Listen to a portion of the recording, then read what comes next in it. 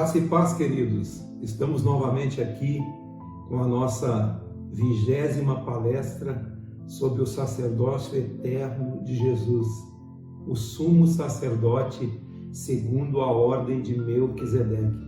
Hoje o assunto que nós vamos continuar falando sobre o altar ao Deus desconhecido.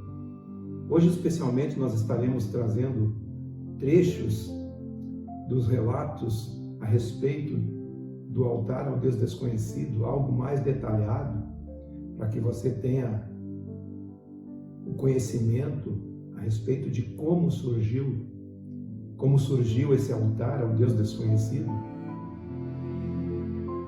Do livro Fator Melquisedeque, de Dom Richardson, da editora Mundo Novo.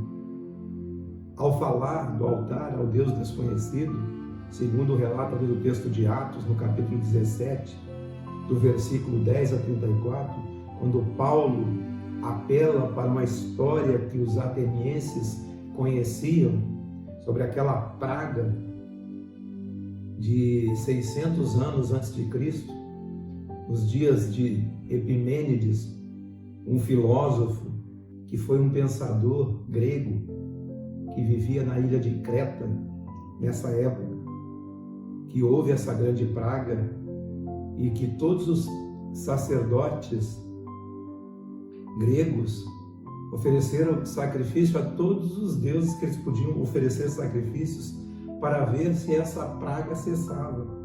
Mas a praga não ia embora. A praga não cessava. Até que Epimênides teve a ideia, já que a praga não cessa, quem sabe nós oferecemos um sacrifício a um Deus que a gente não conhece. E eles buscaram um sinal dessa divindade. O sinal dessa divindade seria que quando eles soltassem as ovelhas que eles tinham levado para o sacrifício e elas encontrassem grama, mas ao invés de pastar, elas sentassem, esse seria o sinal desse Deus. Ali mesmo naquele lugar, as ovelhas seriam sacrificadas e deveria ser erguido no altar aquele Deus desconhecido. E a história acerca de Epimênides, esse pensador que vivia em Creta, diz que a praga cessou. Vamos ver com detalhes nessa narração que eu vou fazer agora, de como surgiu esse altar ao Deus desconhecido. Em alguma época, os atenienses, durante o 6º século antes de Cristo, numa reunião do conselho na colina de Marte, em Atenas, no tempo do apóstolo Paulo, a colina de Marte, em Atenas, era onde se encontrava o Areópago, onde Paulo pregou acerca do altar ao Deus desconhecido. Diga-nos, Nicias, que aviso o oráculo de Pitias lhe deu? Por que essa praga caiu sobre nós? E por que os inúmeros sacrifícios realizados de nada adiantam?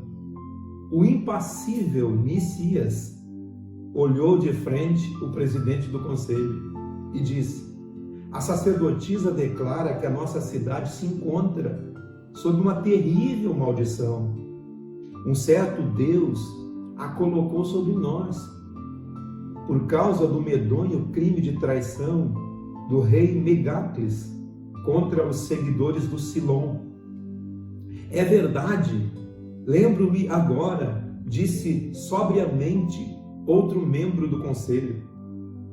Megacles obteve a rendição dos seguidores do Silon com a promessa de anistia. Depois violou prontamente sua própria palavra e os matou.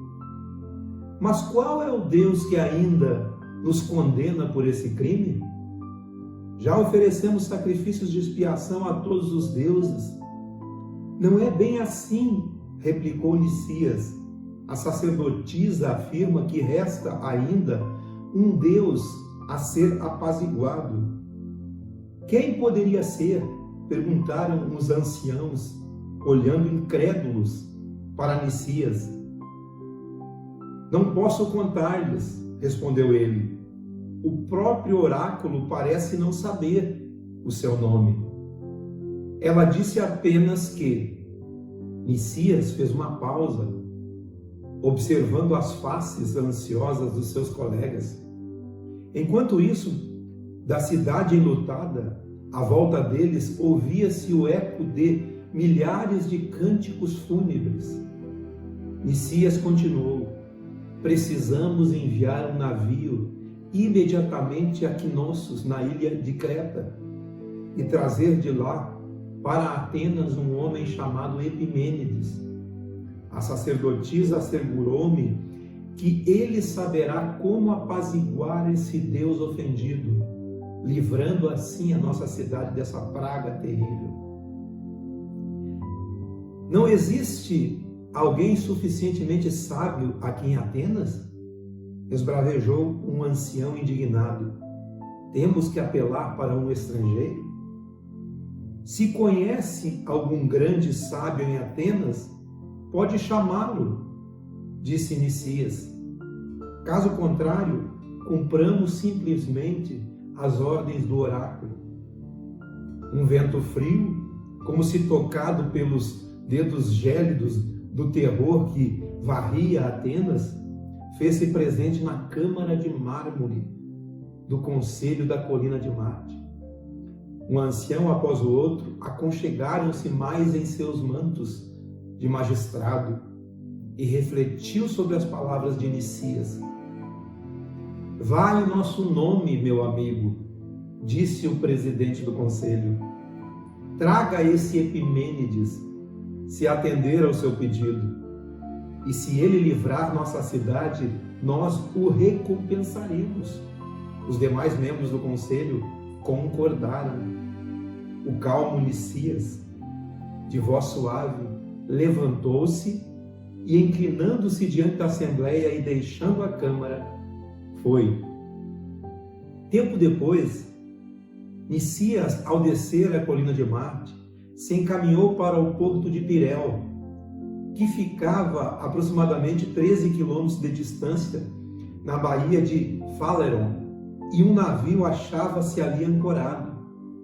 Epimênides desceu agilmente para a terra em Pireu, seguido de Nicias. Os dois homens encaminharam-se de imediato para Atenas, recobrando aos poucos a força das suas pernas, depois da longa viagem por mar desde Creta. Ao entrarem na já mundialmente famosa cidade dos filósofos, os sinais da praga eram vistos por toda parte. Epimênides observou outra coisa. Nunca vi tantos deuses, exclamou o cretense para o seu guia, piscando para ele surpreso. Falanges ladeavam os dois lados da estrada que saía de Pireu. Outros deuses, centenas deles, adornavam uma escarpada rochosa chamada Acrópole. Uma geração mais tarde, os atenienses construíram ali o Partenon. Quantos são os deuses de Atenas? Inquiriu Epimênides. Várias centenas, pelo menos, replicou Nicias. Várias centenas? Foi a exclamação espantada de Epimênides. Aqui é mais fácil encontrar deuses do que homens. Tem razão, riu o conselheiro Nicias. Não sei quantos provérbios já foram feitos sobre Atenas, a cidade saturada de deuses. Com a mesma facilidade que se tiram a pedra da pedreira, outro Deus é trazido para a cidade. Nicias parou repentinamente, refletindo sobre o que acabara de dizer. Todavia começou pensativo. O oráculo de Pitias declara que os atenienses precisam apaziguar ainda um outro Deus. Epimênides disse que, ao que parece, os atenienses ainda precisam de mais um Deus. Jogando a cabeça para trás e rindo, Nicias exclamou: realmente, Epimênides, não consigo adivinhar quem poderia ser esse outro Deus. Os atenienses são os maiores colecionadores de deuses do mundo. Já saqueamos as teologias de muitos povos das vizinhanças, apoderando-nos de todas as divindades que possamos transportar para a nossa cidade, por terra ou por mar. Talvez seja esse o problema, disse Epimênides, com um ar misterioso. Nicias piscou os olhos para o amigo, sem compreender, como se desejasse um esclarecimento desse último comentário. Mas alguma coisa na atitude de Epimênides o silenciou. Momentos depois chegaram a um pórtico com piso de mármore junto à Câmara do Conselho na colina de Marte. Os anciãos de Atenas já haviam sido avisados e o conselho os esperava. Epimênides, agradecemos a sua estada neste lugar, começou o presidente da Assembleia. Sábios anciãos de Atenas, não há necessidade de agradecimentos. Epimênides interrompeu. Amanhã, ao nascer do sol, tragam um rebanho de ovelhas, um grupo de pedreiros e uma grande quantidade de pedras e argamassa, até a ladeira coberta de relva, ao pé dessa rocha sagrada. As ovelhas devem ser todas sadias e de cores diferentes, algumas brancas, outras pretas. Vocês não devem deixá-las comer depois do descanso noturno. É preciso que sejam ovelhas famintas. Vou agora descansar da viagem. Acordem-me ao amanhecer. Os membros do conselho trocaram olhares curiosos, enquanto Epimênides cruzava o pórtico em direção a um quarto sossegado, enrolando-se em seu manto como num cobertor e sentando-se para meditar. O presidente voltou-se para um dos membros do jovem conselho. Veja que tudo seja feito como ele ordenou. Mais tarde, disse um jovem membro do conselho humildemente: as ovelhas estão aqui. Epimênides, despertando e ainda meio dormindo, saindo de seu descanso, e seguiu o mensageiro até a ladeira que ficava na base da colina de Marte. 2 rebanhos, um de ovelhas pretas, outro de ovelhas brancas, e outro de conselheiros, pastores e pedreiros, que achavam-se à espera debaixo do sol que nascia. Centenas de cidadãos atenienses, desfigurados por outra noite de vigília, cuidando doentes atingidos pela praga e chorando pelos mortos, galgavam os pequenos outeiros e ficavam observando ansiosos. Sábios anciãos, começou Epimênides, vocês já se esforçaram muito ofertando sacrifícios aos seus numerosos deuses. Entretanto, tudo se mostrou inútil. Agora, eu vou fazer sacrifícios baseados em 3 suposições bem diferentes das suas. Todos olharam atentos e fixos no cretense, de elevada estatura, todos os ouvidos atentos para captar suas próximas palavras. A primeira suposição é: existe ainda um outro Deus interessado na questão dessa praga. Um Deus cujo nome nós não conhecemos e que não está, portanto, sendo representado por qualquer ídolo de sua cidade, embora sejam muitos. Segunda suposição: vou supor também que este Deus é bastante poderoso e suficientemente bondoso para fazer alguma coisa a respeito da praga, se apenas pedirmos a sua ajuda. Invocar um Deus cujo nome é desconhecido? Exclamou um dos anciãos. Isso é possível? A terceira suposição: a minha resposta à sua pergunta, replicou Epimênides. Essa hipótese é muito simples. Qualquer Deus suficientemente grande e bondoso para fazer algo a respeito da praga, é também poderoso e misericordioso para nos favorecer em nossa ignorância, se nós reconhecermos a mesma e o invocarmos. Murmúrios de aprovação misturavam-se com o balido das ovelhas famintas.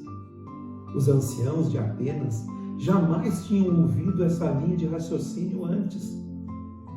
Mas por que, perguntaram eles, as ovelhas deveriam ser de cor diferentes? Agora, gritou Epimênides, preparem-se para soltar as ovelhas na ladeira sagrada. Uma vez soltas, deixem que cada animal paste onde quiser, mas façam com que seja seguido por um homem que as observem cuidadosamente. A seguir, levantando os olhos para o céu, Epimênides orou com voz profunda e cheia de confiança. Ó tu, Deus desconhecido, contempla a praga que aflige esta cidade, e se de fato tens compaixão para perdoar-nos e ajudar-nos, observa este rebanho de ovelhas. Revela a tua disposição para responder, eu peço, fazendo com que qualquer ovelha que te agrade deite na relva em vez de pastar. Escolha as brancas, se elas te agradarem, as pretas, se te causarem prazer. As ovelhas que escolherdes serão sacrificadas a ti, reconhecendo a nossa lamentável ignorância em relação ao teu nome. Epimênides sentou na grama, inclinou a cabeça e fez sinal aos pastores que guardavam o rebanho. Estes vagarosamente se afastaram. Com rapidez e voracidade as ovelhas se espalharam pela colina, começando a pastar. Epimênides ficou ali sentado como uma estátua com os olhos baixos. É inútil, murmurou baixinho um conselheiro. Era de manhã. Raras vezes vi um rebanho tão faminto. Nenhum animal vai deitar-se antes de encher o estômago. E quem acreditara, então, que foi um Deus que o levou a fazer isso? Epimênides deve ter escolhido essa hora deliberadamente, respondeu Nicias. Só assim poderemos saber que a ovelha que deitar o fará em obediência à vontade desse Deus desconhecido, não por sua própria inclinação. Mal Nicias terminava de falar quando um pastor gritou: olhem! Todos os olhos se voltaram para ver um carneiro dobrar os joelhos e deitar-se na relva.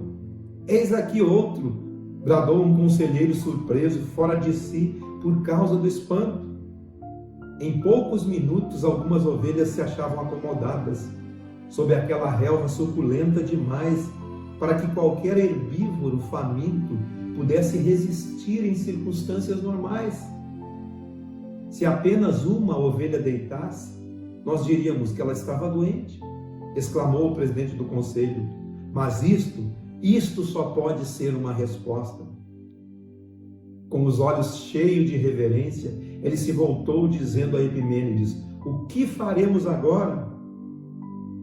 Separem as ovelhas que estão descansando, replicou o cretense, levantando a cabeça pela primeira vez, desde que invocara o Deus desconhecido. Marquem o lugar onde cada uma se acha. Façam depois com que os pedreiros levantem altares, um altar em cada ponto onde as ovelhas descansam. Pedreiros entusiasmados começaram a fazer a argamassa, e no final da tarde ela já havia endurecido o suficiente, e todos os altares se achavam preparados para uso. Qual o nome do Deus que nós gravaremos nesses altares? Perguntou um dos conselheiros daquele grupo mais jovem, excessivamente ansioso. Todos se voltaram para ouvir a resposta do cretense. Nome? Repetiu Epimênides, como se refletindo: a divindade cuja ajuda buscamos agradou-se em responder à nossa admissão de ignorância. Se agora pretendemos mostrar conhecimento gravando um nome, quando na verdade não temos a menor ideia a respeito dele, temo que vamos apenas ofendê-lo. Não podemos correr esse risco, concordou o presidente do conselho. Mas com certeza deve haver um meio apropriado de dedicar cada altar antes de usá-lo. Tem razão, sábio conselheiro, declarou Epimênides com um sorriso raro. Existe um meio. Escrevam simplesmente as palavras Agnósto Tel. Há um Deus desconhecido no lado de cada altar. Nada mais é necessário. Os atenienses gravaram as palavras recomendadas pelo conselheiro cretense. A seguir, sacrificaram cada ovelha dedicada sobre o altar marcado e o ponto em que a mesma havia se deitado. A noite caiu. Na madrugada do dia seguinte, a mortalidade da praga sobre a cidade já havia diminuído. No decorrer de uma semana, os doentes saravam. Atenas encheu-se de louvor ao Deus desconhecido, o Deus desconhecido de Epimênides, e também a este, por ter prestado um socorro tão surpreendente, de um modo verdadeiramente engenhoso. Cidadãos agradecidos colocavam flores ao redor do grupo despretensioso de altares na encosta da colina de Marte, onde é hoje o Areópago, onde Paulo estava pregando. Mais tarde, eles esculpiram uma estátua de Epimênides sentado e a colocaram diante de um de seus templos. Com o correr do tempo, porém, o povo de Atenas começou a esquecer-se da misericórdia que o Deus desconhecido de Epimênides lhes concedera. Seus altares na colina foram negligenciados e eles voltaram a adorar centenas de deuses que se mostravam incapazes de remover as maldições da cidade. Vândalos demoliram parte dos altares e removeram pedras de outros. O mato e o musgo começaram a crescer sobre as ruínas, até que certo dia 2 anciãos, que lembraram da importância dos altares e pararam diante deles, a caminho do conselho, apoiados em seus bordões, eles contemplaram pensativos as relíquias ocultas no meio daquelas trepadeiras que tomaram conta dos altares. Um dos anciãos retirou um pouco de musgo e leu a antiga inscrição encoberta que estava no altar: Agnósto Tel. Demas, você lembra disso? Como poderia esquecer? Respondeu Demas. Eu era membro jovem do conselho que ficou acordado a noite inteira para certificar que o rebanho, as pedras, a argamassa, os pedreiros estariam prontos ao nascer do sol. E eu, replicou outro ancião, eu era aquele outro membro jovem e ansioso que sugeriu que fosse gravado em cada altar o nome de algum Deus. Que tolice! Ele fez uma pausa, mergulhado em seus pensamentos, acrescentando: Demas, você talvez me considere sacrílego, mas não posso deixar de sentir que o Deus desconhecido de Epimênides, se ele se revelasse abertamente a nós, logo deixaríamos de lado todos os outros deuses. O ancião barbudo balançou o bordão com certo desprezo na direção dos ídolos surdos e mudos que, em fileira após fileira, cobriam a crista da Acrópole, em número maior do que nunca antes. Se jamais vier a revelar-se, disse Demas pensativamente, como nosso povo saberá que não é um estranho, mas um Deus que já participou dos problemas da nossa cidade, que já curou a nossa cidade dessa praga que teve naquele tempo? Acho que só existe um meio, replicou o primeiro ancião. Devemos preservar pelo menos um desses altares como uma evidência para a posteridade. E a história de Epimênides deve, de alguma forma, ser mantida viva em nossas tradições. Uma grande ideia sua entusiasmou-se Demas. Olhe, este aqui ainda está em boas condições. Vamos contratar pedreiros para poli-lo. Amanhã lembraremos todo o conselho dessa antiga vitória sobre a praga. Faremos passar uma moção para incluir a manutenção de pelo menos um desses altares entre as despesas perpétuas da cidade. Os dois anciãos apertaram-se as mãos e fecharam o acordo. Iam de braços dados, seguiam o caminho abaixo, batendo alegremente seus bordões contra as pedras da colina de Marte.